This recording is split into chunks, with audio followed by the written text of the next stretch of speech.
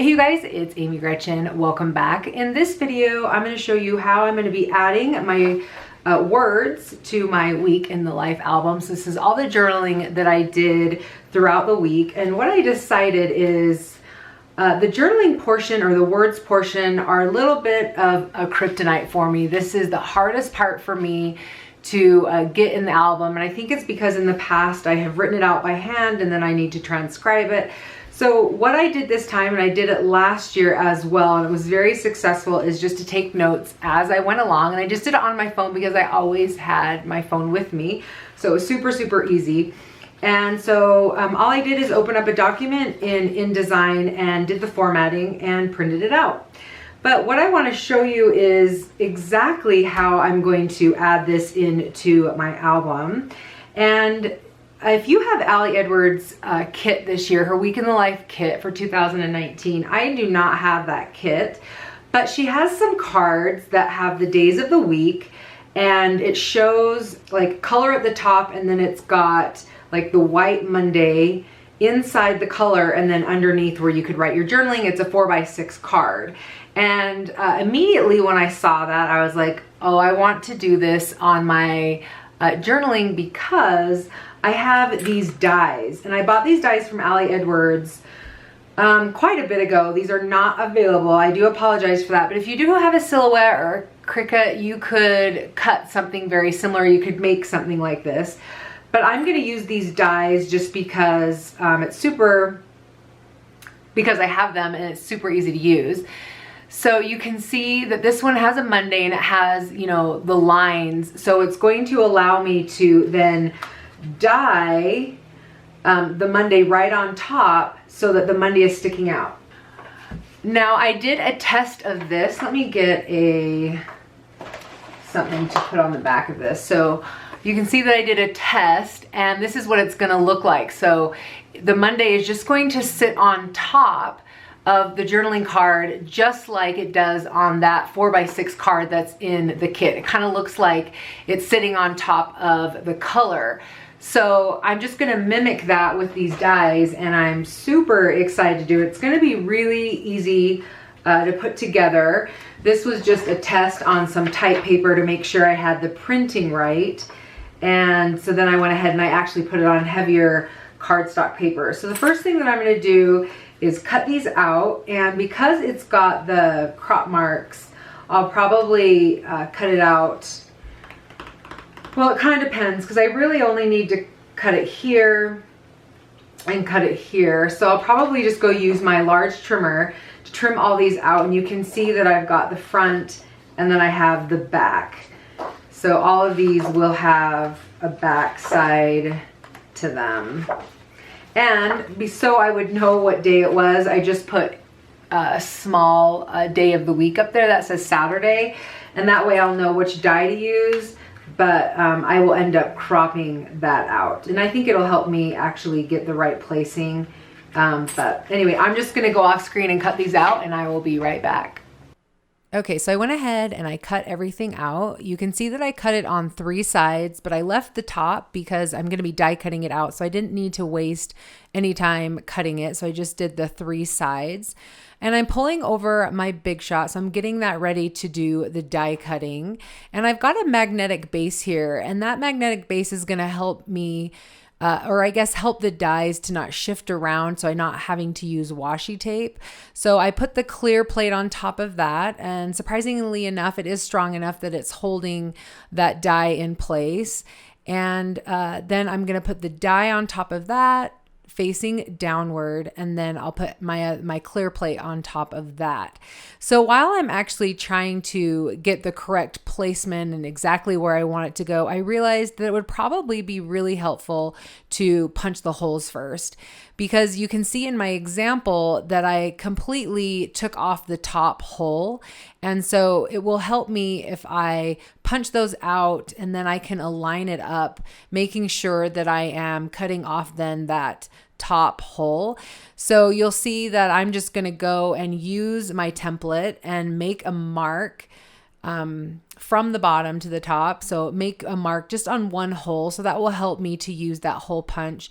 That hole punch I bought from Amazon. I will have it linked below. If you're going to be using Ali Edwards albums with the 6-hole punch, it is such a game changer. Like, it really helps make it quick when you're adding things into your album. So I would definitely say get one of these if you are using those 6x8 albums. So I went ahead and I marked all of the holes, and then I'm going to go ahead and I'm going to punch those out. You can see that I started die cutting again.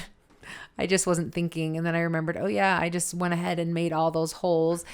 So I take that back off and I start punching the holes. I do one at a time. It's possible that I could do more than one, but I just decide to do one at a time just because, I've come this far. I don't want to mess anything up. I don't want to have to reprint anything, especially because I'm out of paper. I don't know if you've noticed, but I only have 6 papers here, and that's because I was unable to print Sunday because I ran out of paper. So I need to go out and get some paper today and just finish that up. But I didn't want to wait to do this video or wait to make these until I had more paper. So I just decided to do what I could with what I had on hand. All right, so when I am done finishing those, then I will die cut everything. And that's going to help me get my die in the right place. I'm sorry that I'm off screen a little bit. I will move the big shot over. You can see that I moved it over, and I'm kind of cutting out a lot of me, trying to figure out the placement. And that's because my head kept getting in the way because I had to lean over, right? But the way I'm doing it and how I'm getting the placement is I'm making sure that it is parallel to my journaling, and then it's right underneath that 3rd hole. So that's kind of how I'm doing the placement. Now, I'm not worried if I get my placement wrong from one day to the next because they're not going to be next to one another. So it doesn't matter if they're not 100%. All right, so it looks like I'm speeding through this portion here, and I promise you, I will show you how I do the other ones coming up. I will fast forward that because I don't want you to have to sit through this. But right now I'm just showing you how it's going to look in the album. I don't have any photos in there yet. I've sent those out to be printed, but I'm, just loving how this is working in the album. So now I'm going to show you how I worked on the other days, and I did it more in bulk. So I did all the die cutting first, and then I did all of the cutting. But while I'm working on this, I want to explain how I cut it out just because I totally missed that when I was doing it before. So I couldn't find my Fiskars cutter, and the Fiskars cutter, how it has kind of the swing arm and it's got the blade that goes up and down. I don't know how else to explain it, but I was looking for that Fiskars cutter because I knew that would probably be the best way to cut this out, because when you die cut it, you can see that the die cut does not go all the way to the edge on either side of the cardstock, so that I needed to cut it out in order to get the top part off. So you'll kind of see that as I work on it. Options were scissors, and I knew if I used scissors, they probably would not be straight or even. And so I was hesitant to use that. But I think my first choice would have been my Fiskars cutter, or I think they call it the Fiskars personal trimmer, and they're like usually orange or has orange details. If you can think of what I'm talking about, I couldn't find one, like I said. So I decided to use a craft knife the very first time I did it. And by using the craft knife, I was able to use use a ruler to help me get exactly where I wanted to go. Now that's a really great option also, but I felt like because my craft knife was kind of dull, the blade was kind of dull, that it made a thicker cutting line, and I didn't really like that. So I thought that I would use the We Are Memory Keepers trimmer. Now this trimmer is more of a guillotine, so I couldn't actually go all the way through, or then I would cut out my die cut word. So I just did the very first part of the word, and it actually helped. You can see here that I'm cutting the scissors first, kind of cutting out the top part, and that's helping me to get exactly aligned with that line there. And then I'm just cutting off with scissors the end, because the end was a little bit smaller. Now in some of them, I actually didn't do a very good job with the cutting with the scissors. So you'll see in the end that I actually go back with my craft knife. So if I were you and you were going to do something like this, I would suggest either using the Fiskars trimmer or using a craft knife. And, you know, if you're like me and it kind of bothered you that the cut was kind of, I guess it was kind of blunt, then I maybe get a new blade. Maybe that would be helpful. So anyway, you can see that I'm just using the craft knife to cut off some at the end because it was more on a diagonal. Like I told you, I was kind of worried about using the scissors. And then keep in mind, this does not have to be perfection. So it's okay if it doesn't look 100% perfect, right?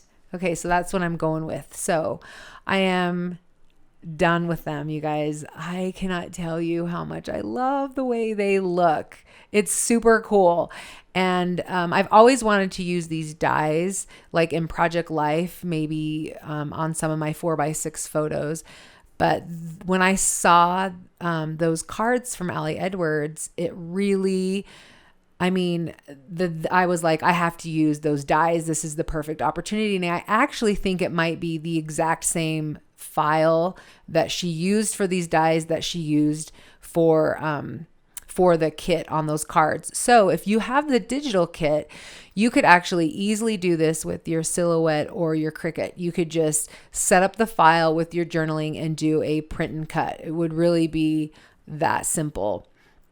So anyway, I'm just going ahead and I'm putting them in place in my album so they don't get lost and they don't get banged up. While I'm in my album, I just wanted to show you guys, I did actually make my own transparencies. I also really love how these worked out, and I will have a video coming up. I've already filmed it. I just need to edit it. So look for that. I will have probably a video coming up that shows you how I worked on my photos, which is primarily just in Lightroom. So I will most likely have something coming up for that as well. Like I said, I've already done all of my photos and I sent them out to print. I thought it would be cheaper having it printed somewhere else because there were so many that needed to be printed. So I went ahead and I did that. So that should be coming in the next few days. And so then I'm excited to be able to finish up this album. So that is definitely my goal, to have this album done next week. So really all I'm waiting for is my photos, and that should just be kind of putting some embellishments in and throwing them in the page protectors. So look for that coming up next week. Hopefully I'll get the video out then. Thank you so much for joining me here on YouTube. I really hope you're able to get some inspiration for your Week in the Life album, but also some of your other projects that you guys have coming up. If you have any questions, like always, please leave them in the comment section below and I will definitely get to those. I really hope you guys have a lot of fun putting together your album. And I would really love to see what you guys are working with. I'd love to get to know this community a little bit better. So tag or put your social media down below so that I can check it out. Thanks so much, you guys, and we will see you in the next one. Bye.